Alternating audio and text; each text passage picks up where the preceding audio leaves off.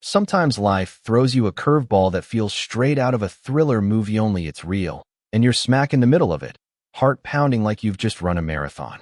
Picture this. I'm Emily Hayes, just a regular law student in my cozy little apartment on the edge of Chicago's suburbs, trying to wash away the day's grind under a hot shower, steam fogging up everything, making the world feel soft and safe for a minute. Then bam, the front door crashes in like a thunderclap, with splintering boots stomping across my hardwood floors. In walks this guy, Detective Jack Malone, all swagger and fake authority, waving a phony warrant like it's his golden ticket to whatever he thinks he's owed. He bursts into the bathroom.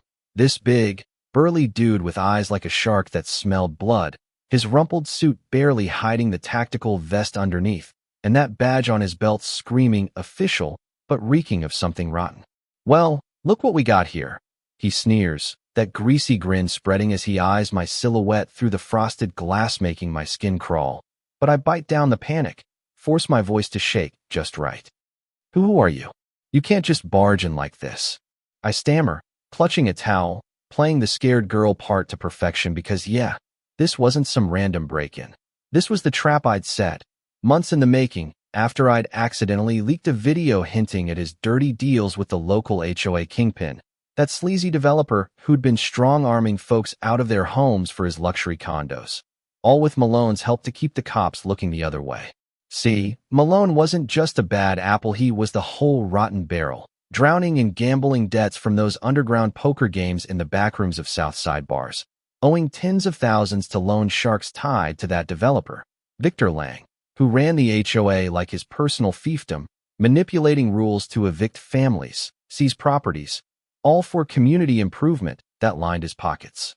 My dad, Director Robert Hayes of the FBI, had been sniffing around this corruption ring for years, watching how it tore apart neighborhoods, fueled by greed and power plays that left good people homeless. And when I stumbled onto a tip during my internship at a legal aid clinic, helping evicted tenants fight back, I begged him to let me help. "It's too dangerous, he'd said, his voice all gravelly concern, protective dad mode clashing with the bureau chief, who saw the fire in my eyes, but I pushed. Insisted this was the only way to nail Malone clean, make him commit on camera, expose the whole web of land grabs and bribes that had ruined lives, including my old neighbor Mrs. Patel, who'd lost her house over some trumped-up HOA fine, her family scattered because of guys like him. So there I am, dripping wet, heart hammering but mind racing. Analyze, don't freeze, like dad drilled into me since I was a kid, shadowing him at Quantico on take your daughter to work days while Malone storms through my place, ripping cushions, flipping my desk, books flying everywhere, his frustration building like a storm cloud. "Where's the damn video, sweetheart? The one from that parking lot meet handed over, and maybe I don't make your life hell," he growls, leaning in too close, breath stinking of cheap whiskey and desperation, his hand twitching toward his gun, pure intimidation, thinking he's got me cornered, this powerless student who saw too much. But oh, the iron eye's the one walking blind, driven by that debt choking him, the fear that if Lang's operation crumbles, those sharks come collecting, maybe even drag his own sister into it, the one he quietly funnels tuition money to at Northwestern, anonymous donor, my ass. I play along, feeding him crumbs first, the laptop. It sits on there, I swear, watching him hunch over it, cursing as he finds nothing but my essays on property law and eviction cases, slamming it shut in a rage that shatters the screen, plastic bits flying like confetti from hell.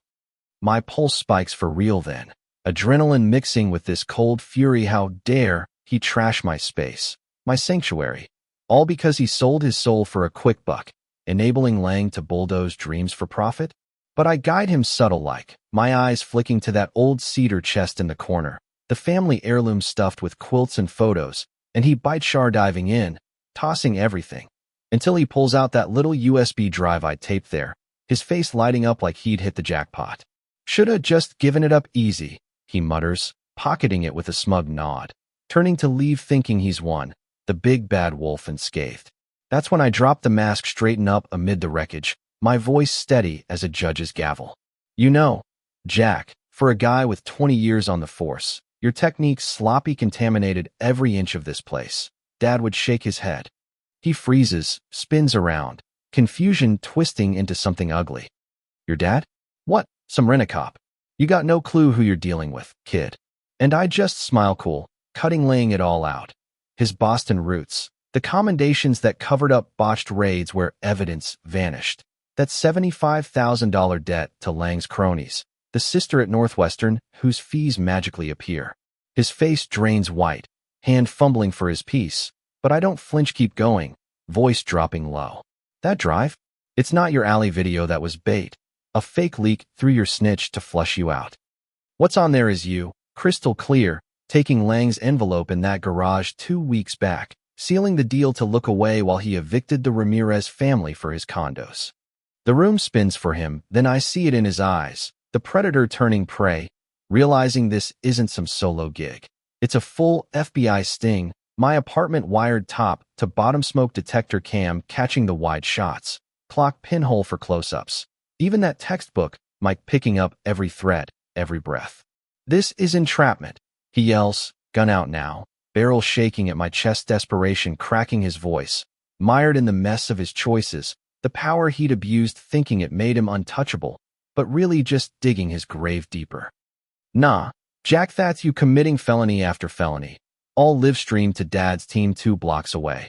I say, pointing out the feeds flickering on my TV, red dots swarming the map like angry bees.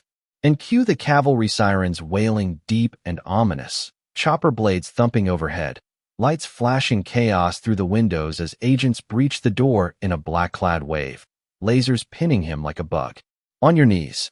Hands up, they bark, and he crumples face to the floor, cuffs clicking tight, the mighty Malone reduced to a whimpering mess as they haul him out. Dad steps in last, his eyes meeting mine, pride mixed with that bone-deep worry, pulling me into a hug. You nailed it, kid, brilliant. But swear to me, no more lone wolf stunts, he murmurs, and I nod. Exhaustion hitting like a wave. Knowing this wasn't just about Malone. It was ripping out the rot in our community, the HOA stranglehold that had folks like Mrs. Patel fighting for scraps, all because power unchecked breeds monsters. Months roll by, Malone gets slapped with 20 years for corruption, conspiracy, the USB cracking Lang's empire wide open, raids dismantling their land scams, families getting justice, homes back where they belong. Me? I graduate top of my class, step into Quantico as a recruit, carrying Dad's legacy, but carving my own because that night taught me fear's just fuel if you channel it right, turning vulnerability into a weapon sharper than any badge. But here's the thing that still nags at me: is it worth the risk, playing bait in my own home? Or should we have played it safer, let the system grind slower? Makes you wonder about justice in these tangled webs of power and greed. What do you think, genius move or reckless gamble? Drop your take in the comments. Share if you've tangled with HOA nightmares or corrupt locals. And hit that like if this hit home. Subscribe so we can unpack more real-life twists together. You never know when the next one's lurking around your corner.